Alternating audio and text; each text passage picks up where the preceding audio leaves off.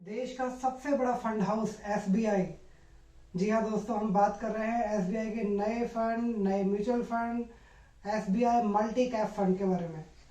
दोस्तों, आज का चर्चा का विषय हम यही रखने वाले हैं, क्या है मल्टी कैप फंड, क्या विशेषताएं हैं मल्टी कैप फंड की, क्या फायदे हैं, क्या नुकसान है मल्टी कैप फंड के साथ में, कौन से दूसरे ऐसे फंड्स हैं जो देखने में मल्टी कैप फंड जैसे ही लगते हैं पर एक्चुअल में मल्टी कैप है।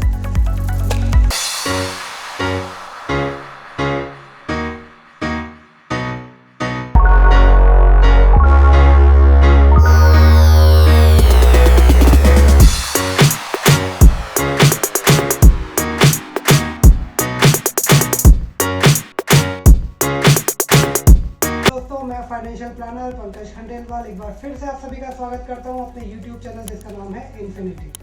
दोस्तों, आज की हमारी चर्चा का विषय है मल्टी कैप फंड। आगे बढ़े उससे पहले जानकारी बहुत जरूरी है कि मल्टी कैप फंड और फ्लैक्सी कैप फंड में डिफरेंस क्या है।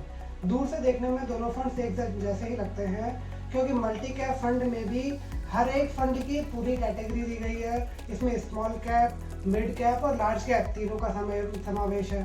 ठीक उसी तरह अगर बात की जाए फ्लैक्सी कैप फंड की, उसमें भी आपको स्मॉल कैप, मिड कैप और लार्ज कैप सभी तरह के फंड्स आपको देखने को मिलते हैं। डिफरेंस कैसे पता करें कि कौन सा मल्टी कैप फंड है और कौन सा फ्लैक्सी कैप फंड है? बहुत ही आसान है। फ्लैक्सी कैप फंड के पूरे राइट्स रिजर्व होते हैं फंड मैनेजर के पास में, और वो जैसे चाहे मार्केट की सुविधा को देखते हुए और अपने अनुभव को काम में लेते हुए जैसे चाहे फंड्स को इधर से उधर कर सकता है। उसके बाद में पूरे राइट्स रिजर्व है।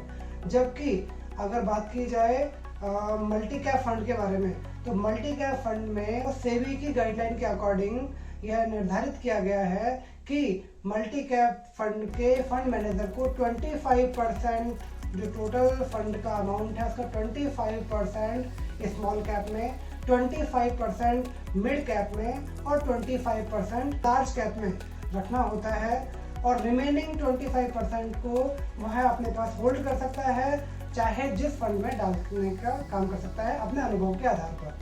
यह डिफरेंस है बेसिकली मल्टी कैप फंड और फ्लैक्सी कैप फंड का। चलिए अब जानते हैं कि एसबीआई मल्टी कैप फंड की क्या विशेषताएं हैं और यह किन लोगों के लिए फायदे का सौदा हो सकता है। पॉइंट टू पॉइंट डिस्कशन करेंगे। पहला पॉइंट लिया है ओपन एंडेड फंड। ये है open ended fund. Open ended fund का मतलब क्या होता है? ओपन एंडेड फंड का मतलब होता है कि जिसमें से आप जब चाहें एग्जिट कर सकते हैं। मतलब इसमें किसी तरह की कोई टाइम की कैपिंग नहीं है कि आपको 3 साल या 5 साल होल्ड करना होगा। इसमें आप जब चाहें एग्जिट कर सकते हैं। तो अगला पॉइंट आता है इसमें फंड मैनेजर। बहुत अहम भूमिका होती है किसी भी फंड में फंड मैनेजर की। किसी भी गाड़ी के ड्राइवर का जो रोल होता है वही फंड मैनेजर का रोल होता है फंड के केस में। तो दोस्तों, बता देना चाहूंगा कि इस फंड को मैनेज करने का जो जिम्मा दिया गया है वो दिया गया है मिस्टर आर श्रीनिवासन को, जो कि एसबीआई के साथ में और भी कई तरह के फंड्स को मैनेज करने का एक बहुत ही अच्छा अनुभव रखते हैं। आर श्रीनिवासन जी के विषय में एक बात और बता देना चाहूँगा कि एसबीआई के ही स्मॉल कैप फंड को मैनेज करने का काम भी आर श्रीनिवासन जी ही कर रहे हैं, और उसका रिजल्ट ये है कि स्टार्टिंग से लेके आज तक का अगर ऑन एन एवरेज हम प्रॉफिट देखते हैं तो वो मोर देन 27% का रिटर्न हम उठा चुके हैं।